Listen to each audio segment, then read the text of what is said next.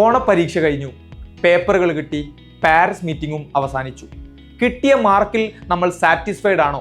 90%ൻ്റെയും ഉത്തരം അല്ല എന്ന് തന്നെയായിരിക്കും. എവിടെയാണ് മാത്സ് പോലെയുള്ള സബ്ജക്റ്റുകൾ നമുക്ക് പിഴച്ചിട്ടുണ്ടാവുക? പല കാരണങ്ങളുണ്ട്.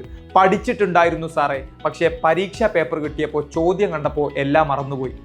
ഞാനൊന്ന് വായിച്ചു പോവാണ് ചെയ്തിരുന്നത്, 2 വരി എഴുതിയപ്പോഴേക്ക് സ്റ്റക്കായിപ്പോയി. ഞാൻ പഠിച്ചിട്ടില്ലായിരുന്നു, അതുകൊണ്ട് മാർക്കും കിട്ടിയിട്ടില്ലായിരുന്നു. പല കാറ്റഗറി ഓഫ് ആളുകളാണ്.